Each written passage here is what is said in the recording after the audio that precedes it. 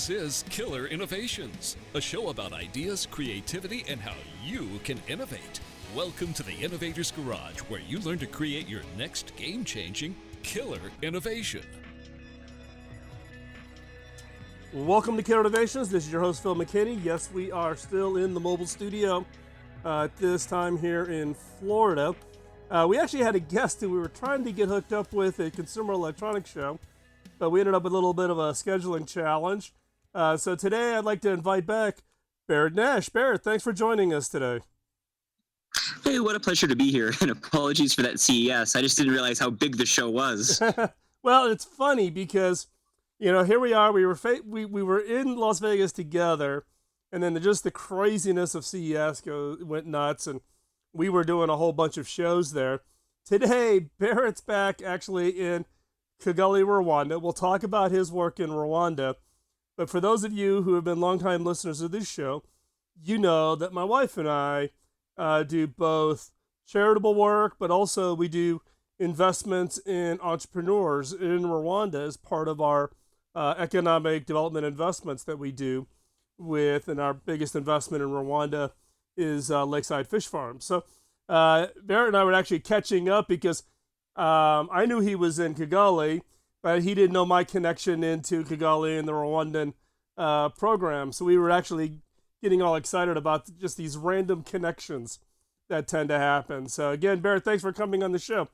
So why don't you give us a little bit of background on yourself? How did you, what was it? What were you doing before you got to Rwanda, and how did you actually get involved in work in Rwanda? I should warn you, I'm sitting in the grass right now, and there's somebody bringing a running hose towards me and my computer. So I originally became involved in Africa when I was a student at the University of British Columbia in Vancouver, Canada.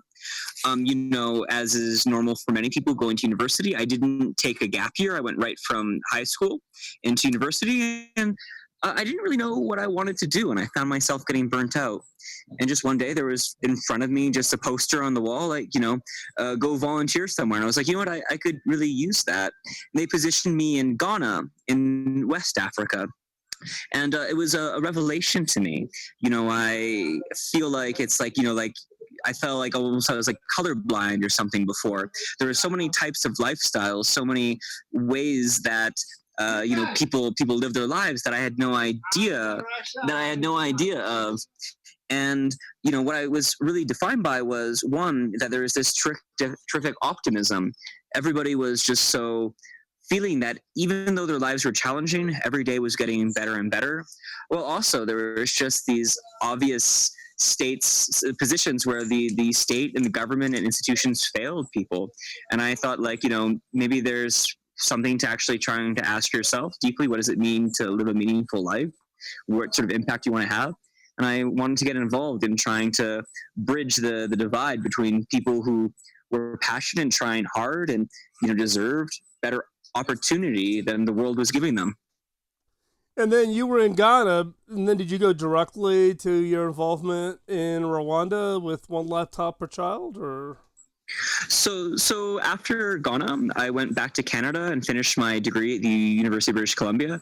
I got involved with a local startup there called Shearwater Research that was making computers for deep water diving. I was their first employee, but then when I left, there was more than 15 employees. So I got the opportunity to wear every hat over the years I was there at the company, and from putting in an ISO 9001 system to handling supply chain management to accounting reconciliation. And it made me really fall in love with startups and the efficiency of startups, and the fact that everybody goes to work and feels every day like they're a part of something that could change the world and that they're pioneers in. But after I graduated university, I wanted to go back to Africa. I wanted to go somewhere where I could have this sort of impact that I wanted to have as a purpose of myself. And I took an internship with One Laptop Per Child, which is an MIT Media Lab initiative where the government of Rwanda bought 220,000 laptops from us and used them as educational tools. And they positioned me in Rwanda.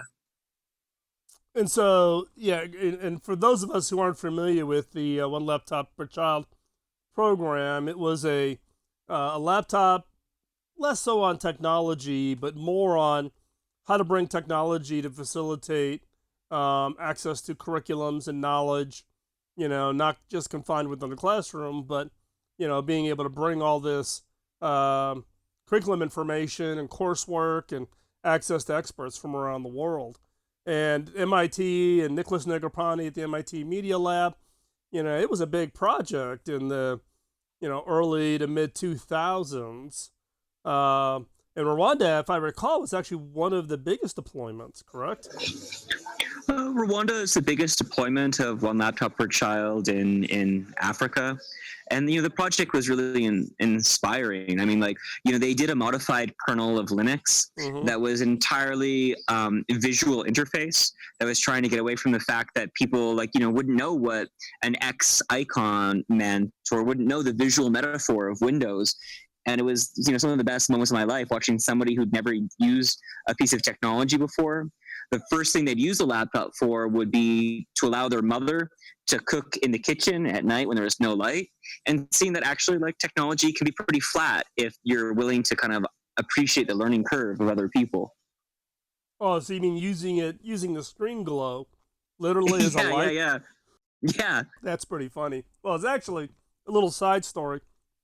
At Lakeside Fish Farm, we paid for the electricity to be brought out to the fish farm, which electrified all the villages out through Bugesera.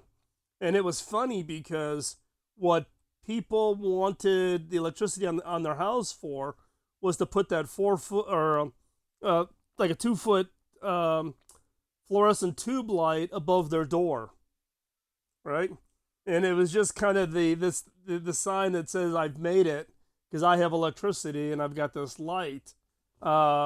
And you'd see the kids out on the front porch, trying to do their schoolwork or whatever. It's the simple things in life, right? It's the things that we take for granted that we don't see it in the way they see it.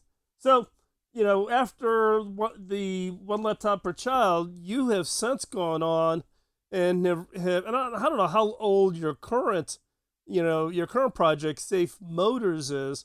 When did you start that? So I've been doing SafeMotos for about 4 years now. My co-founder and I, his name is Peter, he's a Kenyan and a software developer. We were originally roommates, and we had the idea as roommates over beer in the summer of 2014. You know how many startups get started over, people sitting around over beers? There's some correlation here. Well, I mean, I think that and it's one of the challenges you look at, trying to fabricate innovation, is that you're I remember being at MIT, and I took part in a development ventures course, and it was all these guys with these big brains sitting back trying to solve the problems of Africa. But usually the best way to make a solution is to solve a problem you yourself experience. And frankly, having beer is a great way to identify those. That's right. Literally, with Peter, my co-founder, we'd, be going to go meet at a beer, and we'd hop off a motorcycle taxi, and we'd go, man, that guy just about killed me about 5 times along the way. And you'd go, I know, these guys, they're crazy. And we started to kind of chat over time about how you'd see things do you ever notice how you can tell a good driver from a bad driver almost instantly? Would evolve to a conversation of, well, if your body can detect that shift, can't technology detect that shift? And then I had the idea, well, what if we put a bunch of sensors in the helmet of a motorcycle taxi driver that could detect these sort of shifts in terms of acceleration, deceleration, gyroscopic movement. And then my co-founder Peter was like, well, a smartphone already has all these sensors. Why don't we just do it off a smartphone? And in fact, there's already an interface that's designed for integrating transportation with human beings, Uber. So why don't we just link, telematic data with an Uber style interface? And that was basically the start of SafeMotos. Well, that's plus or minus 5 beer. And that's actually pretty good. We're going to take a quick commercial break. When we come back, We're going to dig into SafeMotos and what that application really is, and how does it really take a different look at the whole issue around, kind of the local transportation challenges within, countries outside of what you would normally think.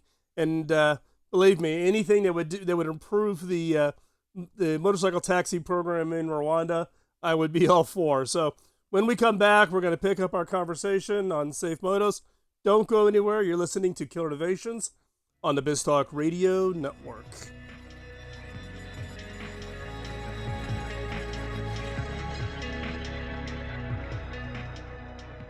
Welcome back to Killer Innovations. We are still here in the mobile studio, and today our guest, Barrett Nash, is the CEO, co-founder of SafeMotos.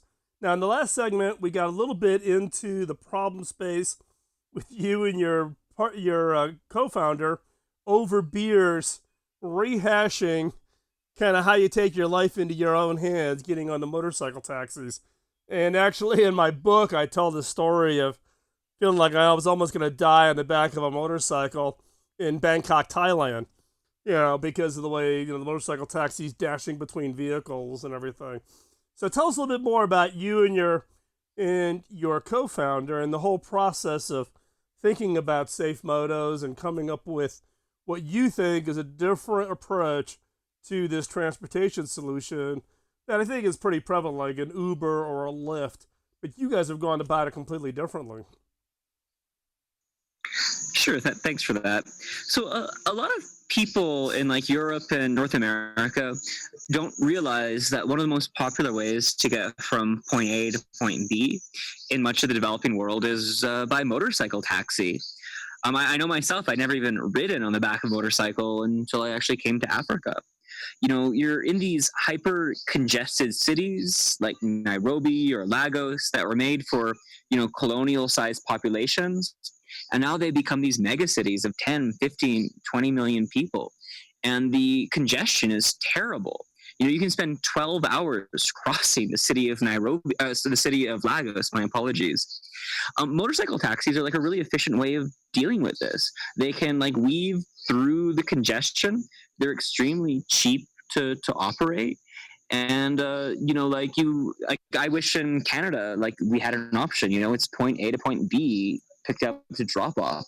The problem is that they're extraordinarily dangerous. In the emerging world after HIV/AIDS, the biggest killer is vehicle accidents. And in markets like Rwanda, where SafeMotos is operating, about 80% of accidents involve motorcycle taxis. We did an advertising campaign that I envisioned when both my co-founder and myself were actually in a motorcycle taxi accident of motos don't have seatbelts. You don't realize just how vulnerable and fragile you are, in comparison to a car, because if you just hit something, you don't have any backup. You're just flying. Mm-hmm. Our idea was, well, you know what? Like, how do you tell some teenage boy who's never driven a motorcycle before and it's his first day, and how do you differentiate him from a seasoned professional? Right. So what we've done is we've built a system that does some things that are obvious. You have to have 3 years experience to be on the platform. We make sure that you have high customer quality scores, but then we're quite innovative in the way we use data from the smartphone itself. So, in a smartphone, there's an accelerometer, there's a gyroscope, there's a GPS chip. And there's been big research done from the insurance industry in Europe and America, where they want to be able to shift from onboard devices to smartphones, basically wanting to measure how every driver drives so they can be defining insurance premiums based off of that. And a smartphone's a logical way to do it because it's in everybody's pocket. So where the insurance industry is looking at if you drive good, you pay less money, you drive bad, you pay more money. We look at it, if you drive good, we pay you to customers. You drive bad, we don't pay you to customers. Interesting. So in this case, so you and your partner came up with this idea. What was the process to go from an idea over beers to being able to start actually trialing this out? I mean, one of the challenges I have as a startup entrepreneur is the realization that I may not be the most strategic person in my life. I mean, you know what? It wasn't luck, it was blind luck. So there was a small accelerator here in Rwanda from the company Millicom, and we'd applied for it, didn't get in. But it put us with this application on a platform called Ep6. Some of you might be familiar with it. Mm-hmm. And then we just got cold called from a startup accelerator based in Ireland that was focusing on innovations in the transportation industry. And they said, hey, we like what you're doing. If you were to apply, maybe you get in. And we were kind of joking, my co-founder and I, that if this is a Nigerian, we'd never trust them.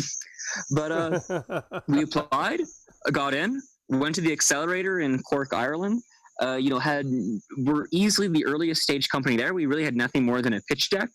But then, we were the only company, we worked hard, only company to get follow-on funding, came back to Rwanda, launched, immediately fell flat on our face, realized that safety is something that people said they wanted, but weren't willing to prioritize over convenience or price.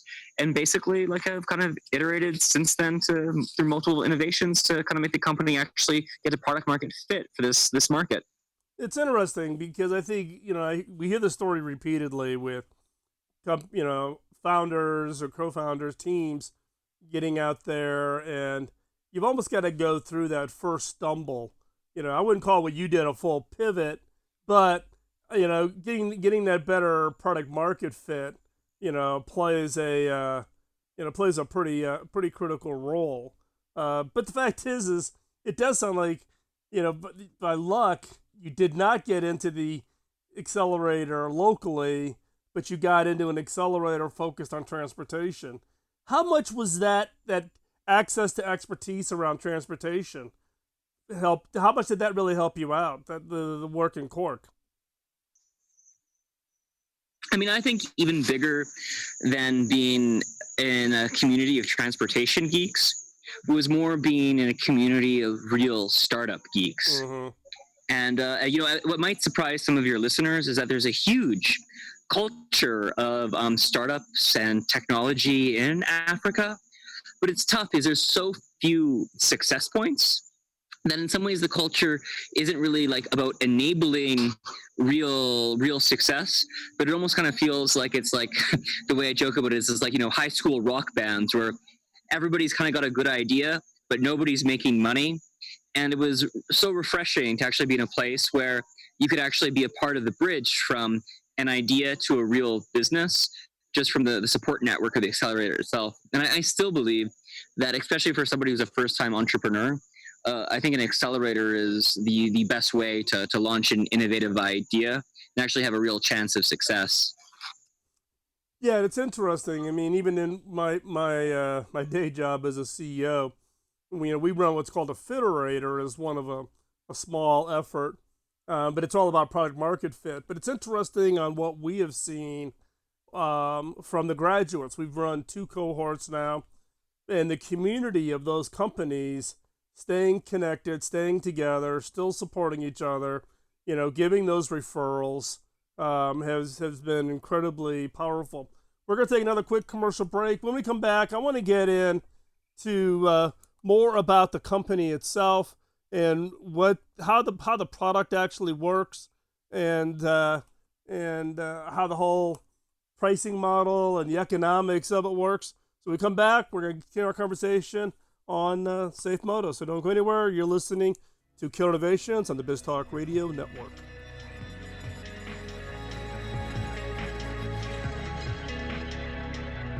Welcome back to Killer Innovations. We are continuing our conversation with Barrett Nash, CEO and co-founder of SafeMotos.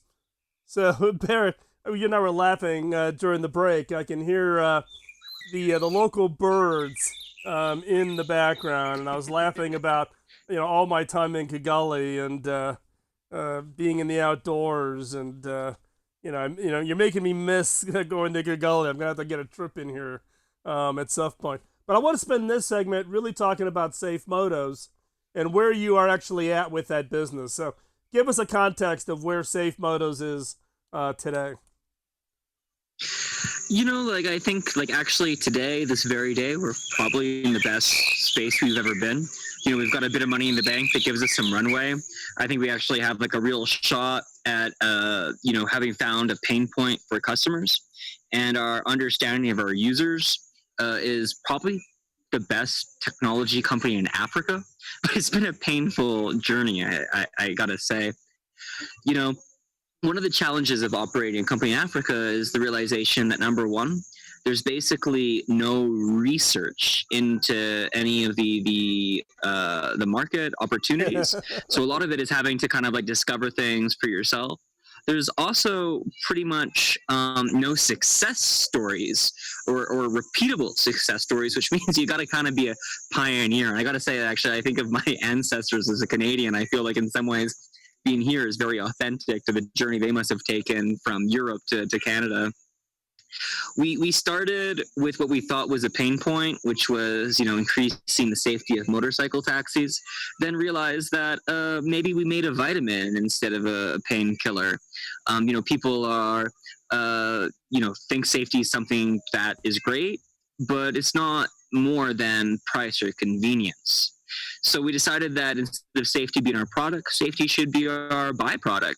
So then we just basically pivoted to like core Uber business model. Let's just provide convenience. The challenge is the token ride-hailing business model is lose a lot of money to fuel a lot of revenue growth, and nobody in the ride-hailing world has really figured out how to make money. And we just didn't have the investor pockets to go like, let's lose a bunch of money to get a bunch of trips. So it kind of changed our thinking to, well, how do we actually make money? Well, you need to provide a service that someone is willing to actually, pay more than your costs are. So we began doing a segmented approach where every offering we do on motorcycles would, actually be providing value. So we have female drivers for female customers, because I'm sure you can understand it's kind of disgusting for a female user to hop on the back of a motorcycle taxi with some guy. We do nighttime trips. We have a service called SafeMotos, where it's absolutely free to go to certain business partners because the business partner is paid for you to come there. We lease bikes to our drivers. And then we've done what's become the gold standard of the company, which is corporate trips. Many employees of companies in Rwanda and other African countries, they take motos or company cars to get around. But there's pretty much no receipts and no accounting principles, which is a real problem for the company because it means that, they basically have these line items in their reports that don't have any diligence. So what we've been doing is, we have a system where we've got a great accounting platform for business partners. The employees will have to use SafeMotos if they want their trip to be paid for.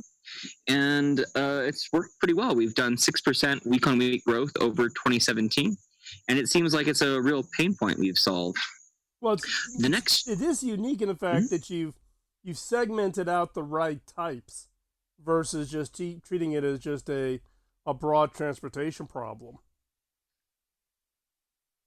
I mean, you've been to Rwanda. You know that there's motorcycles kind of everywhere, and there's a saying that if you're trying to change behavior, you have to be at least 3 times better than the kind of current status quo.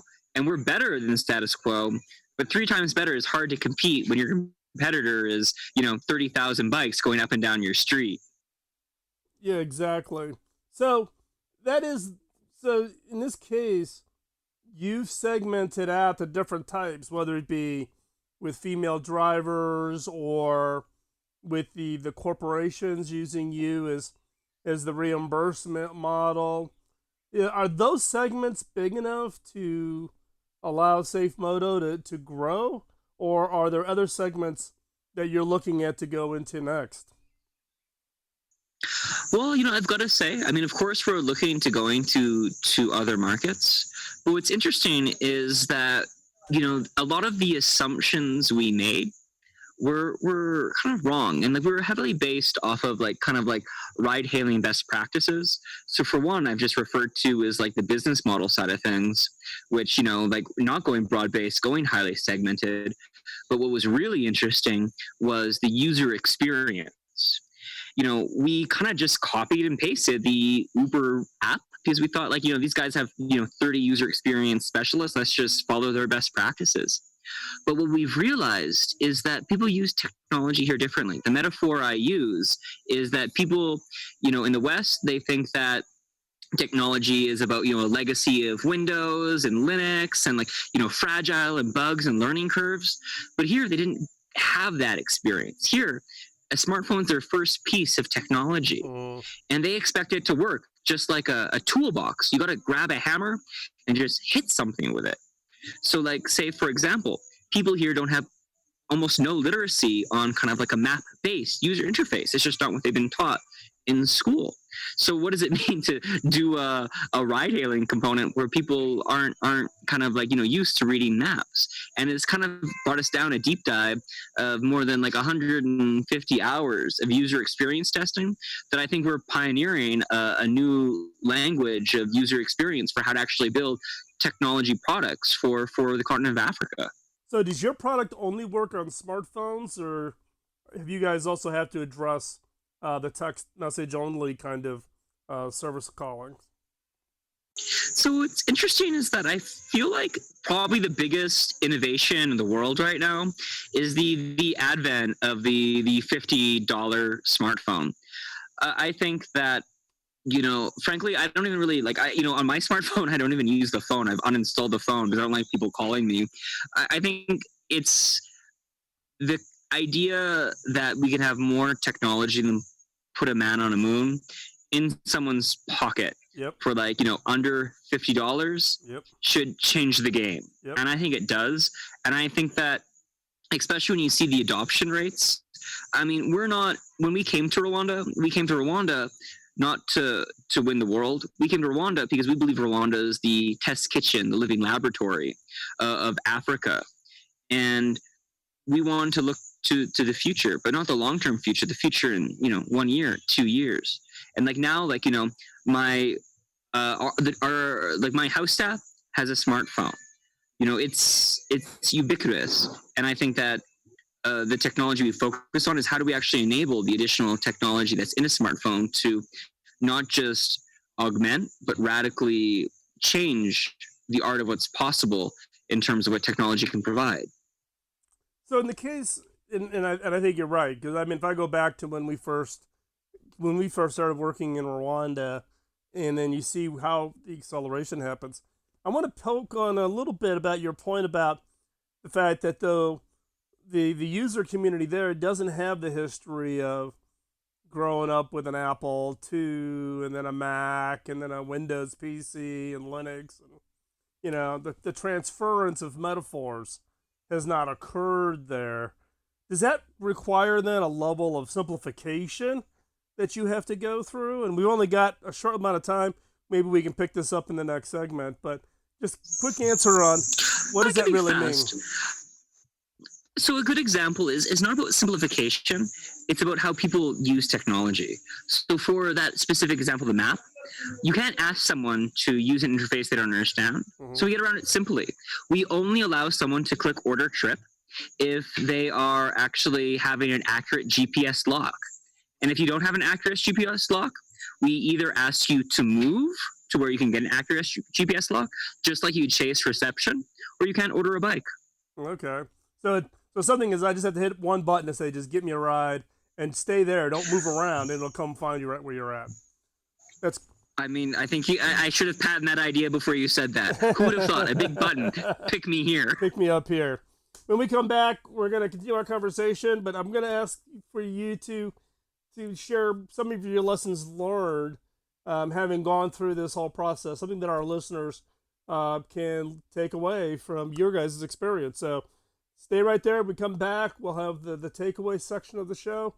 And you're listening to Kill Innovations on the BizTalk Radio Network, and we'll be right back after this short commercial break.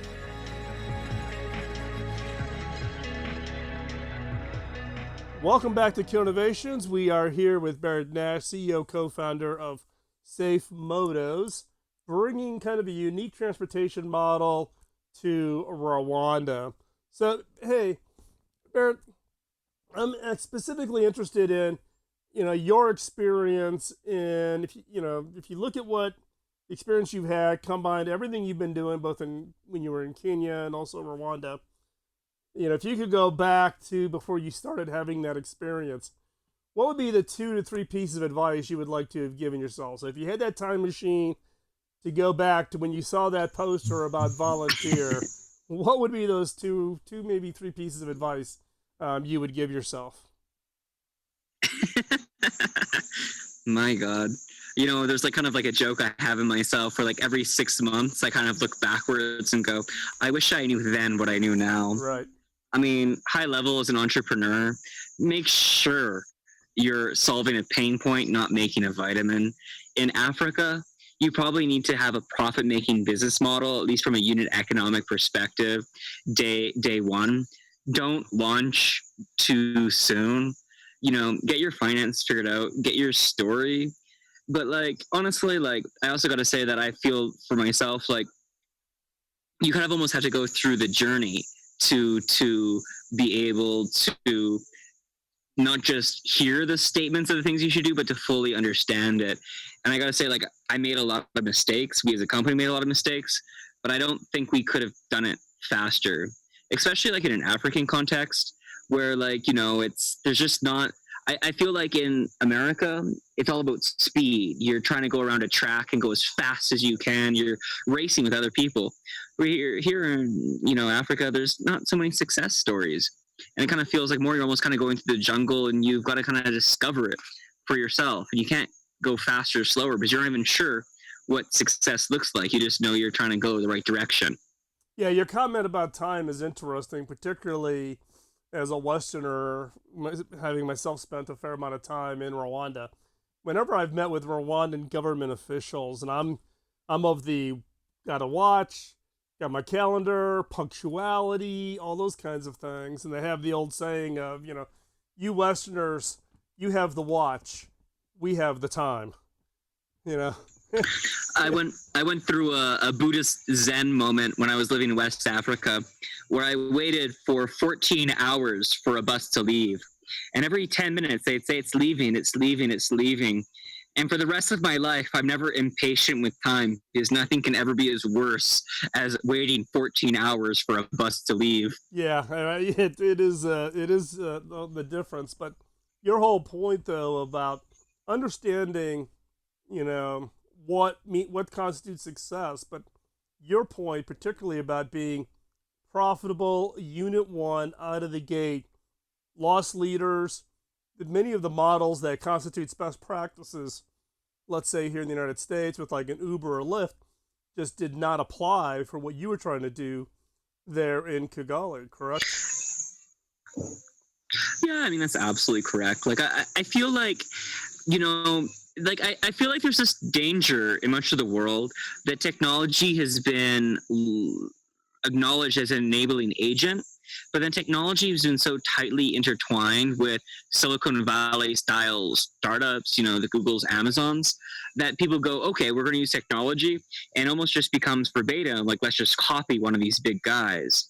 Yep. When the Western technology companies, in my opinion, have been about solving Western problems, which are by and large middle class problems. Yep. Here, there's really not a middle class yet. And I feel like technology needs to actually disconnect from, the Silicon Valley style kind of like problem solving format and go, we're not trying to solve middle class problems. We're trying to enable a middle class. And I feel like that's where technology can really disrupt the arc of the story of Africa. Oh, Barrett, that is a perfect line to wrap up our discussion today. If people want to follow you and SafeMotos and what you guys are up to, what is the best place for them to track what they're doing, get in contact with you? What's the best way? I mean, for one, I'm like a very approachable person, so I frankly just love it if people would just email me at Nash, Nash, at SafeMotos.com or info@SafeMotos.com. And, you can come to our website, you can come to our Facebook, just search for SafeMotos, but I'm open. I'm always just happy to have a chat or get a cup of coffee or a cup of beer. And I'm on couch surfing too, so if you want to come by Rwanda, feel free to visit. And if you got an opportunity to go to Rwanda, I'd offer the exact same thing. We could host you out at Lakeside Fish Farms. You can see what we do out there and what we're trying to do for growing a middle class in the more rural parts of Rwanda. Hey, Barrett, thanks a lot. I do greatly appreciate your time, knowing the challenges of getting a good internet connection in different parts of the world. So I appreciate you taking the time and working out the logistics to be on the show today. Thank you very much. And my sincere pleasure, and thank you for forgiving me for missing our interview at the Consumer Electronics Show. Not a problem. I guess I actually got stuck on the wrong side of that giant highway. Like, I thought I'd walk over. It just didn't work. Yeah, well, it's a challenge of getting around CES. And for those of you listeners, you know that we've been wrapping up the series of all the interviews from Consumer Electronics Show. So we did, I don't know, probably more than a dozen interviews at Las Vegas with thought leaders, Stephen Guggenheim, head of AI at Microsoft, to you name it. Barrett and I were supposed to connect. It didn't work out, but we were able to make it work out logistically when he got back to Rwanda. So, hey, if you've got a guest who you think should be on the show, drop me a note, phil@killernovations.com. I'd love to hear about it. And we are continuing our trips across the country here in the United States, talking to rural entrepreneurs. If it's your town or your city you would like for us to stop by and meet your entrepreneurs, drop me a note. Love to hear about it. You can check us out over at the innovators.studio over on the Facebook page. And with that, we're going to wrap up today's show. Don't let the innovation antibodies get you down. Take that idea you have, turn it into a game changer, and get out there and prove them wrong. We need your ideas. We need your innovations to solve our biggest problems. So don't sit back, engage, and execute. And with that, we will talk to you next week here in Killer Innovations. Have a great week, and we'll talk to you later. Bye-bye.